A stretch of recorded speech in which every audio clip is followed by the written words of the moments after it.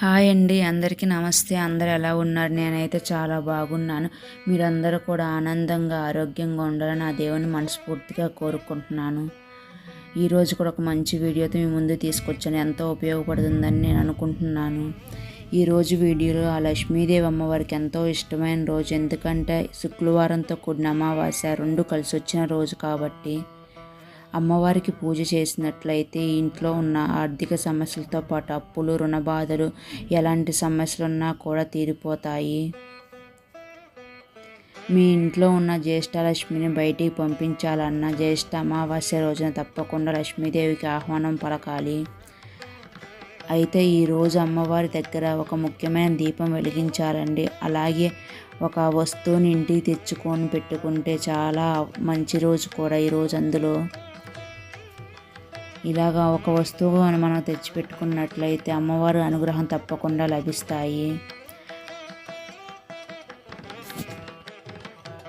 అలాగే పూజ ఎలా చేయాలి, ఏ విధంగా చేస్తే మంచి ఫలితంతో పాటు అమ్మవారి అనుగ్రహం లభిస్తాయి అనేది ఈ వీడియోలో చాలా సులువుగా పూజ ఎలా చేయాలో వివరంగా చూపిస్తాను. మీరు కనుక పూజా మందిరంలో చేసుకున్నట్లయితే పర్లేదండి, లేదా సపరేట్గా చేసుకోవాలనుకుంటే చక్కగా ఒక పీట పెట్టుకొని పీటకి చక్కగా పసుపు రాసి ముగ్గు పెట్టుకొని పసుపు కుంకుమలు వేసుకోవాలి. తర్వాత ఒక జాకెట్ ముక్కని వేసుకొని చక్కగా అమ్మవారి ఫోటోని చక్కగా ఆ గంధం కుంకుమ బొట్లు పెట్టుకొని అలంకరించుకొని ఫోటోని పెట్టుకోవాలి. ఆ తర్వాత మీ దగ్గర మామిడాకులు అందుబాటులో ఉంటే మామిడాకులతో అలంకరించుకోండి. ఎందుకంటే అమ్మవారికి ఎంతో ఇష్టం అండి మామిడాకులు. ఆ తర్వాత ఇక్కడ నేను చక్కగా అలంకరణ ఇచ్చుకున్న మామిడాకులతోటి. తర్వాత మనం ఏ పూజ మొదలు పెట్టినా గణపతిని ముందుగా ఆరాధించాలి కాబట్టి నేను ఇక్కడ చిన్న పీటను ఏర్పాటు చేసుకొని గణపతి విగ్రహాన్ని కూడా సిద్ధం చేసుకున్నాను. తర్వాత ఇక్కడ వెండి ప్లేట్ని సిద్ధం చేసుకొని లక్ష్మీదేవి విగ్రహాన్ని పెట్టుకొని అమ్మవారికి పసుపు కుంకుమను సమర్పించుకోవాలి. తర్వాత ఇక్కడ చక్కగా అమ్మవారి ఫోటోకి నేను ఇలా మల్లెపూల మాలను అలంకరించుకున్నాను. ఇలా చక్కగా లక్ష్మీదేవి విగ్రహాన్ని కూడా మల్లెపూలతో అలంకరించుకున్నాను. ఆ తర్వాత గణపతికి కూడా చక్కగా పుష్పాలతోటి, మీ దగ్గర ఇవే ఉన్నాయని కాదండి, ఏ రంగు పుష్పాలు ఉన్నా సరే అమ్మవారికి సమర్పించుకున్నా మంచిదే. ఎరుపు రంగు పూలు ఉండేటట్టు చూసుకోండి, ఎందుకంటే అమ్మవారికి ఎరుపు రంగు పుష్పాలంటే చాలా ఇష్టం కాబట్టి. అలాగే నేను ఎలా చేసుకున్నాను నా పూజా విధానం మీ అందరితో షేర్ చేసుకుంటున్నాను. అలాగే మీ అందరికీ కూడా ఎంతో కొంత తప్పకుండా యూజ్ అవుతుందని అనుకుంటున్నాను అండి. అలాగే మీ అందరూ కూడా పూజ చేసుకొని మీ ఇంట్లో ఉన్న జ్యేష్ఠలక్ష్మిని బయటికి పంపించి ఆ లక్ష్మీదేవి అమ్మవారికి సంతోషంగా మనం ఆహ్వానం పలకండి. ఈ అమావాస్యని ఆఖరి రోజు వచ్చే అమావాస్యని జ్యేష్ఠ అమావాస్య అంటారు. అయితే ఈసారి మాత్రం ఎంతో ప్రత్యేకమైన రోజు వచ్చిందండి. ఎందుకంటే శుక్రవారంతో కలిసి వచ్చింది. ఈ జ్యేష్ఠ అమావాస్య అమ్మవారికి ఎంతో ఇష్టమైన రోజు. అయితే ఇక్కడ నేను ఇలా పుష్పాలతో చక్కగా అలంకరించుకున్న తర్వాత దీపారాధన చేసుకోవడానికి చక్కగా దీపారాధన కుందులకు గంధం కుంకుమ బొట్లను పెట్టుకొని చక్కగా అలంకరించుకున్నాను. అలాగే కామాక్షి దీపాన్ని కూడా ఏర్పాటు చేసుకున్నాను. ఆ తర్వాత ఇందాక నేను చెప్పినట్టుగా ముఖ్యమైన దీపం అండి, ఉప్పు దీపము, ఐశ్వర్య దీపం అంటారు కదండి. ఐశ్వర్య దీపానికి నేను పెట్టుకోవడానికి ఇలా నేను చక్కగా ఒక ప్లేట్ తీసుకొని పసుపు రాసుకొని చక్కగా బొట్లను పెట్టుకొని చక్కగా అలంకరించుకుంటున్నాను. ఇలా ఉప్పు దీపం పెట్టడం వల్ల ఈరోజు అమ్మవారికి అనుగ్రహం తప్పకుండా లభిస్తాయి. ఎందుకంటే ఈరోజు శుక్రవారంతో పాటు అమావాస్య వచ్చింది కాబట్టి ఈ ఆషాఢ మాసంలో వచ్చే అమావాస్యని జ్యేష్ఠ అమావాస్య అంటారు.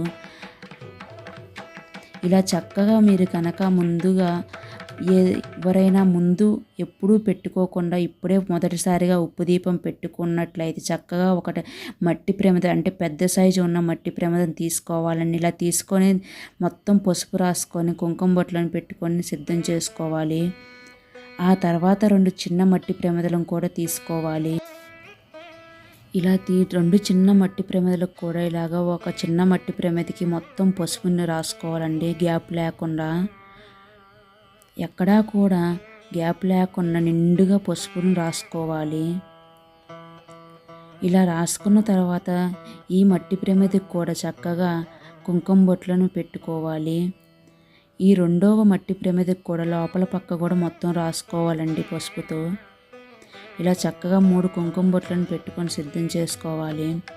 ఆ తర్వాత మూడవ మట్టి ప్రమిదకి మాత్రమే పసుపు మొత్తం రాయకండి.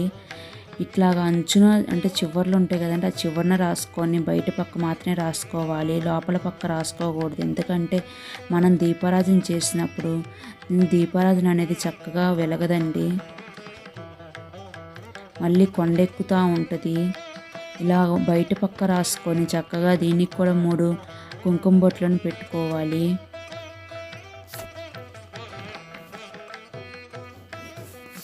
ఇలాగా చక్కగా అలంకరించుకున్న తర్వాత కల్లుప్పు ఉంటుంది కదండి, కల్లుప్పుని కొత్తగా తెచ్చుకొని ఇంట్లో పూజకు మాత్రమే ఉపయోగపడేటట్టుగా తీసుకొచ్చుకోవాలి.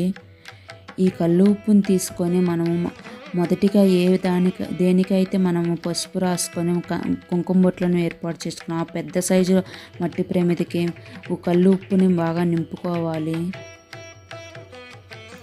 ఆ తర్వాత ఆ కల్లు ఉప్పు మీద కొంచెం పసుపు కుంకుమలు వేసుకోవాలి. కొద్దిగా కొన్ని అక్షింతలను కూడా వేసుకోవాలి. ఇలా వేసుకున్న తర్వాత 2 చిన్న సైజు మట్టి ప్రమిదలు ఉన్నాయి కదండి, ఒకదాని మీద ఒకటి పెట్టుకోవాలి. ముందుగా రెండో దానికి ఫుల్గా అంటే మొత్తం రాసుకున్నాం కదండి పసుపు, అది పెట్టుకోవాలి. ఆ తర్వాత మిగతా ప్రమిదను కూడా పెట్టుకొని ఇట్లా ఆవు నెయ్యిని వడ్డించుకోవాలి. ఈరోజు అమ్మవారికి పూజ చేసుకుంటున్నాం కానీ ఎంతో ఇష్టమైన రోజుగా అమ్మవారికి కాబట్టి ఈరోజు దీపారాధన చేసేటప్పుడు ఆవు నెయ్యిని ఉపయోగించుకోవాలి.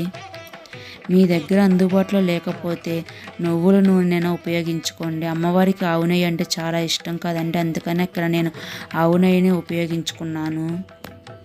ఆ తర్వాత 2గా చేసి 2 ఒత్తులను కలిపి ఒక ఒత్తిగా చేసింది ఇలాగ దీపారాధన కుందుల్లో వేసుకొని సిద్ధం చేసుకోవాలి. ఇలా అన్నీ సిద్ధం చేసుకున్న తర్వాత గణపతికి కొన్ని అక్షంతలను సమర్పించి స్వామివారికి బెల్లం నైవేద్యంగా సమర్పించుకోవాలి. ఎందుకంటే మనం ఏ పూజ చేసినా ముందుగా గణపతిని ఆరాధించిన తర్వాతే మనం ఈ పూజ అనేది మొదలు పెట్టాలి. గణపతిని ఆరాధించడం వల్ల మనం చేసే ప్రతి పూజ కూడా ఫలితం లభిస్తుంది. ఆ తర్వాత ఏకహారతితో కానీ లేదా అగరబత్తులతో కానీ ఇలా దీపారాధన చేసుకోవాలి. ఇక్కడ నేను అగరబత్తులతోనే దీపారాధన చేసుకుంటున్నాను. అమ్మవారికి ఎంతో ఇష్టమైన రోజు ఈ అమావాస్య, శుక్రవారంతో కలిసి వచ్చిన అమావాస్య కానీ లేదా పౌర్ణమి కానీ వచ్చినప్పుడల్లా అమ్మవారికి ఖచ్చితంగా పూజ చేసుకోండి. అమ్మవారిని మన ఇంటికి ఆహ్వానించాలి. మీకు కనుక ఈ అమావాస్య రోజు పూజ చేస్తే అలవాటు లేకపోతే కనీసం అమావాస్యతో వచ్చిన శుక్రవారంతో కలిసి వచ్చిన అమావాస్య రోజు పూజ చేసుకోండి, తప్పకుండా అమ్మవారి అనుగ్రహం లభిస్తుంది. అయితే లక్ష్మీదేవికి ఈ దీపం పెడితే చాలా మంచిది. ఈ అమావాస్య రోజున ఉప్పుతో ఈ దీపం వెలిగిస్తే ఇంట్లో ఉన్న ఆర్థిక సమస్యలతో పాటు ఇంట్లో ఉన్న చికాకులు, ఇంట్లో ఏదైనా గొడవలు జరుగుతున్నాయి, ఇలాంటి గొడవలు, ఆర్థిక ఇబ్బందులు తొలగిపోతాయి. ఇక్కడ నేను దీపారాధన చేసుకున్న తర్వాత ఇట్లా దీపారాధన దగ్గర ఇట్లా జవాది పౌడర్ని వేసుకుంటున్నాను. మీ దగ్గర కనుక జవాది పౌడర్ లేకపోతే కనీసము పచ్చకర్పూరం కానీ లేదా మామూలు కర్పూరం కానీ ఉంటే కొంచెం నలిపి దీపారాధన కుందుల్లో వేసుకోవాలి. వేసుకొని ఆ పీట మీద కూడా అక్కడక్కడ కొంచెం వేసుకుంటే మంచిది. అమ్మవారి ఎంతో సువాసనపరమైన వస్తువులు అంటే అమ్మవారికి చాలా ఇష్టము. అమ్మవారి అలంకార ప్రియురాలంటారు కదండి, అలాగా. ఆ తర్వాత ఇక్కడ నేను అత్తర్ను కూడా తీసుకొని ఇట్లా జాకెట్ ముక్క మీద అక్కడక్కడ రాశాను. ఆ తర్వాత చక్కగా ఇట్లా దీపారాధన కుందులకి అలాగే మనం ఎక్కడైతే దీపారాధన చేసుకుని అక్కడ చక్కగా పుష్పాలతో అలంకరించుకోవాలి. ఇలాగే చేసుకోవాలని నేనేం చెప్పట్లేదండి, మీ ఓపిక కొద్దీ మీకు ఎలా మీ వీలును బట్టి ఎలా చేసుకోవాలో అలా చేసుకొని. కాకపోతే ఈ అమావాస్య రోజు మీకు టైం కనుక ఉన్నట్లయితే ఉదయం కానీ లేదా సాయంత్రం పూట కానీ ఈ ఉప్పు దీపాన్ని వెలిగించుకోండి. ఎందుకంటే శుక్రవారంతో కూడిన అమావాస్య వచ్చింది కాబట్టి. అయితే ఇక్కడ నేను అమ్మవారికి ఎంతో ఇష్టమైన మంగళకరమైన వస్తువులను అన్నిటినీ నేను అమ్మవారికి పెట్టుకొని సమర్పించుకున్నాను.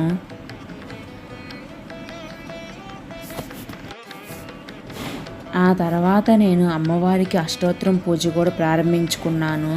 మంగళకరమైన వస్తువులతోటి అమ్మవారికి అష్టోత్తరం పూజ చేసుకున్నాను. ఓం ప్రకృతే నమః, ఓం వికృతే నమః, ఓం పిచ్ఛాయే నమః అనుకుంటూ ఒక్కొక్క నామం చదువుకుంటూ మంగళకరమైన వస్తువులతో అమ్మవారికి అష్టోత్తరం పూజ చేసుకున్నాను. మీ దగ్గర కనుక మంగళకరమైన వస్తువులు లేకపోయినట్లయితే కనీసం కుంకుమతో అయినా కుంకుమ పూజ అయినా చేసుకోవచ్చు, లేదా అక్షింతలతో అయినా అష్టోత్తరం పూజ చేసుకోవచ్చు, లేదా మీ దగ్గర పుష్పాలుంటే పుష్పాలతో అయినా అష్టోత్తరం పూజ చేసుకోవచ్చు. ఆ తర్వాత అమ్మవారికి ఇలా నైవేద్యాలను సమర్పించుకున్నాను, పండ్లను పెట్టుకున్నాను. నైవేద్యం విషయంలోకి వస్తే అమ్మవారికి ఎంతో ఇష్టమైన దానిమ్మ పండును సమర్పించుకున్నాను ఈరోజు. మీ దగ్గర కనుక దానిమ్మ పండు ఉన్నట్లయితే దానిమ్మ పండును అమ్మవారికి సమర్పించండి ఈరోజు. అలాగే నేను ఇక్కడ అమ్మవారికి ఎంతో ఇష్టమైన తామర పుష్పాలను అమ్మవారికి సమర్పించుకున్నాను. మీ దగ్గర తామర పుష్పాలు లేకపోయినా పర్వాలేదు, కనీసము తామర గింజలు ఉన్నా సరేనండి. అమ్మవారికి ఎంతో ఇష్టం కాబట్టి తామర గింజలు ఉన్నా సరిపోతుంది. ఇలా అమ్మవారికి తాంబూలాన్ని కూడా సమర్పించుకొని అమ్మవారికి నైవేద్యాలన్నీ సమర్పించాను. అమ్మవారికి ధూపదీప నైవేద్యాలన్నీ సమర్పించుకొని అమ్మవారికి నమస్కరించుకుని, అలాగే మనం దీపారాధన కూడా దైవంతో సమానం కాబట్టి దీపారాధన కూడా నేను నమస్కరించుకున్నాను. ఆ తర్వాత ఇక్కడ నేను కొబ్బరికాయను కూడా కొట్టుకొని అమ్మవారికి సమర్పించాను. అది మీ ఓపిక కొద్దీ మీరు కొబ్బరికాయను కొట్టుకోవచ్చు, లేకపోయినా పర్వాలేదండి.